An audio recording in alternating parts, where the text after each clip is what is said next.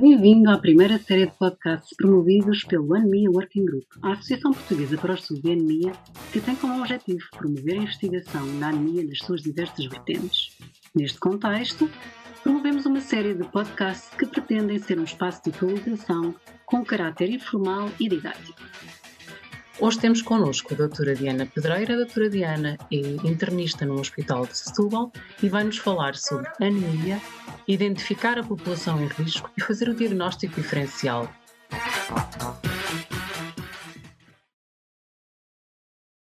Meu nome é Diana Pedreira, sou internista do Hospital de Setúbal e estou aqui a convite do Anemia Working Group, hoje para vos falar de anemia, nomeadamente da identificação da população em risco e do diagnóstico diferencial da anemia. Sobre a anemia, pode-se dizer que é conhecida há muito tempo, sendo inclusivamente descrita na literatura, médica e não só, por diversas vezes.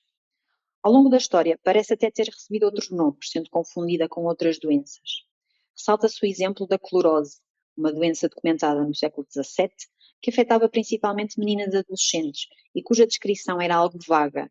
Seria de aparência pálida, como se estivessem sem sangue, aversão à comida, com carne em particular, palpitações, mudanças de humor, apatia e muitas vezes acompanhada da menorreia. O nome, com origem na palavra grega chloros, significa amarelo esverdeado ou verde pálido.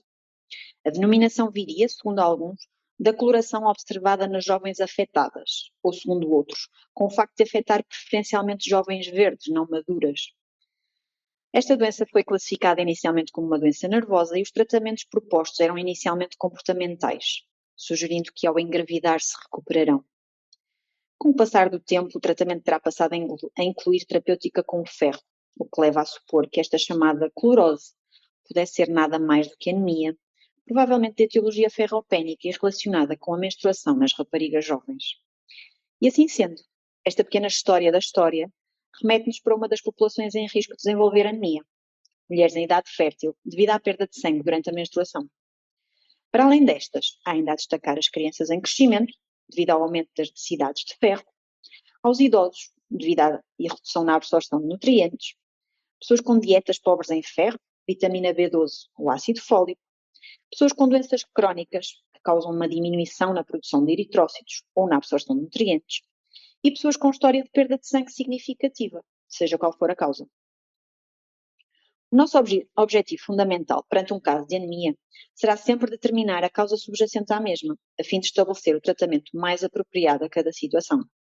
Neste sentido, devemos percorrer sempre diversos passos na avaliação inicial, nomeadamente uma história clínica cuidada, em que se devem procurar sintomas, duração da anemia, condições médicas pré-existentes, história familiar e uso de medicamentos, o exame objetivo e, posteriormente, avaliação analítica com ou sem outros exames, segundo cada situação.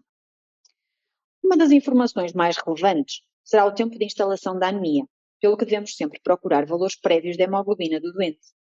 Caso estes não estejam disponíveis, a forma de apresentação e a repercussão clínica da anemia em cada doente auxiliar-nos-á a estabelecer se trata de um quadro agudo ou crónico. Os quadros agudos manifestam-se habitualmente com alterações significativas do estado geral, que em casos graves podem mesmo levar a arritmias, eventos isquémicos, insuficiência cardíaca ou, em casos extremos, choque. Estas formas de apresentação habitualmente devem-se a hemólise ou hemorragia. No caso da hemólise, esta deve-se ter suspeitada sempre que existem níveis elevados de lactato desidrogenase, acompanhada de hiperbilirrubinémia, devendo sempre que existe tal suspeita ser pedido um teste de Coombs.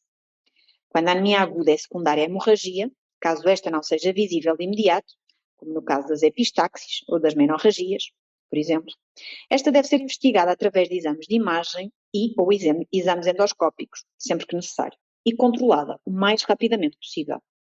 Nestes doentes, o principal objetivo será sempre a estabilidade hemodinâmica, pelo que o tratamento de suporte passará pela reposição de fluidos, hemoderivados, se necessário, e oxigenoterapia. Nas anemias crónicas ou agudas estabilizadas, será o hemograma o nosso primeiro orientador na marcha diagnóstica, permitindo-nos assim classificar a anemia em microcítica, quando o volume globular médio é inferior a 80, macrocítica, quando o volume globular médio é superior a 95, ou normocítica, quando este se encontra entre 80 e 95. Outras fontes importantes de informação numa avaliação inicial serão também o esfregado de sangue periférico e a contagem de reticulócitos. Falando primeiro das anemias microcíticas, neste caso, a nossa primeira suspeita irá quase sempre para uma anemia ferropénica. Assim, a primeira abordagem será sempre o estudo da cinética do ferro. E com isto dizemos que devemos fazer um doseamento sérico de ferro e ferritina, ponderando também a capacidade total de fixação do ferro e a transferrina. Caso a cinética do ferro não seja correspondente com uma anemia ferropénica, devemos então pensar em outras situações, nomeadamente talassémias ou anemias sideroblásticas. Já na presença de uma macrocitose, os doseamentos a pedir serão em primeiro lugar os de vitamina B12 e ácido fólico. Este tipo de anemia, que se caracteriza por um volume corpuscular aumentado, traduz uma maturação deficiente dos eritrócitos, seja por déficit de elementos fulcrais à referida maturação, seja por toxicidade direta, sendo que neste caso o álcool e os fármacos serão os culpados mais frequentes. Na maioria dos casos das anemias macrocíticas, a história clínica, quando completa, tem em si indicadores que nos orientam por si mesmos quanto à etiologia. São as que ocorrem normalmente em doentes vegetarianos estritos ou doentes com hábitos alcoólicos. Ainda nas anemias macrocíticas, quando os doseamentos de vitamina B12 e ácido fólico se encontram dentro dos níveis normais e não se apura a história sugestiva de toxicidade, o estudo da medula óssea é fulcral. Nestes casos, pode haver concomitantemente à anemia alteração das outras linhagens, com leucopénia e ou trombocitopénia. Quando estes níveis se encontram diminuídos, existe a necessidade de excluir a anemia perniciosa, pelo que deve ser avaliada a presença de anticorpo antifator intrínseco e eventualmente ponderar uma endoscopia digestiva alta com biópsia. O principal desafio diagnóstico são, regra geral, as anemias normocíticas. Neste caso, as hipóteses diagnósticas são tão mais variadas, podendo não apenas incluir todas as causas anteriormente descritas, uma vez que qualquer anemia microcítica ou macrocítica pode apresentar-se numa fase inicial com um volume globular médio ainda normal, ou ir desde alterações hormonais a alterações medulares que diminuam a produção, ou até hemorragia, se esta for aguda. Outras situações que se apresentam com anemia normocítica incluem as doenças infecciosas, as autoimunes ou neoplásicas. Nestes casos, o estudo necessário é habitualmente muito mais amplo do que nas anemias micro ou macrocíticas. O primeiro passo é avaliar se o doente tem ou não alguma doença crónica, uma vez que esta é uma das grandes causas da anemia normocítica. A anemia normocítica é, tipicamente, a anemia da doença crónica. Isto relaciona-se com o estado inflamatório persistente a que o organismo está sujeito, no caso do doente ter algum tipo de doença crónica, seja ela qual for. No entanto, ainda que esta premissa esteja presente, ainda que o doente apresente uma doença crónica, deverá sempre ser efetuado um estudo mais alargado de modo a excluir outras causas concomitantes. Um dos primeiros passos deverá ser avaliar a reatividade da medula à anemia, através do doseamento de reticulócitos. Caso estes se encontrem diminuídos, a análise da medula é imperativa, podendo esta ser a evidência de uma infiltração medular, a apresentação de uma anemia aplásica, apesar de neste caso as outras linhagens também se encontrarem normalmente diminuídas, ou de um síndrome mielodisplásico. Caso os reticulócitos se encontrem aumentados, estamos perante uma situação em que a medula reage apropriadamente, não sendo neste caso a responsável. E assim sendo, devemos verificar se as funções renais e ou hepáticas se encontram normais, assim como dosear as hormonas tiroideias, uma vez que a doença renal crónica, a doença hepática e o hipotiroidismo são causas comuns do tipo de anemia normocítica.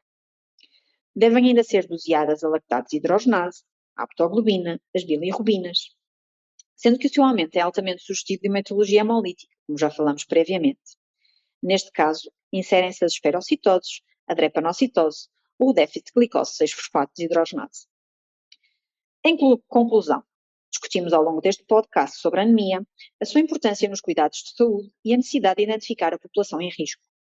Sendo a anemia uma condição comum, é muitas vezes subdiagnosticada, pode ter sérias consequências a longo prazo. Durante esta nossa conversa, destacamos os principais grupos de risco, neles se destacando as mulheres em idade fértil, as crianças, os idosos e as pessoas com doenças crónicas. Estas populações têm maior probabilidade de desenvolver anemia devido a fatores tão variados como a deficiência de ferro, má absorção de nutrientes, perdas hemáticas ou outras condições de saúde subjacentes. Além disso, no diagnóstico diferencial da anemia, enfatizamos a importância de um estudo que inclua um hemograma, salientando o volume absoluto da hemoglobina, o número de eritrócitos e o volume globular médio, o índice reticulocitário e o esfregaço de sangue periférico. Analiticamente, a destacar também a importância do doseamento de ferro, ferritina, vitamina B12 e ácido fólico, desidrogenase lática, aptoglobina e bilirrubinas, entre tantas outras. Dependendo dos resultados dos exames anteriores, outros podem ser solicitados, e estes poderão ser tão variados como eletroforese das hemoglobinas, ecografia abdominal, endoscopia digestiva alta, colonoscopia, biópsia da medula, entre outras. De ressalvar ainda a importância de uma abordagem multidisciplinar no tratamento da anemia, que pode envolver não apenas médicos, mas nutricionistas e outros profissionais de saúde. O tratamento pode variar desde a suplementação de ferro e ácido fólico até transfusões de sangue, dependendo da gravidade e da causa subjacente da anemia. Por fim, é crucial que a consciencialização sobre a anemia seja aumentada, tanto entre profissionais de saúde quanto na população em geral. Com diagnóstico precoce e tratamento adequado, é possível prevenir complicações e melhorar a qualidade de vida daqueles afetados por esta situação clínica. Esperamos que este podcast tenha fornecido informações úteis e esclarecedoras sobre a anemia, identificação da população em risco e seu diagnóstico diferencial. Muito obrigada. Esperamos que tenha gostado deste podcast que o Anemia Working Group preparou para si e assim o partilhe com colegas e amigos. Voltaremos em breve com mais um Anemia Podcast e gostaríamos de contar consigo desse lado. Fique atento, siga-nos no Facebook ou no LinkedIn. Até breve!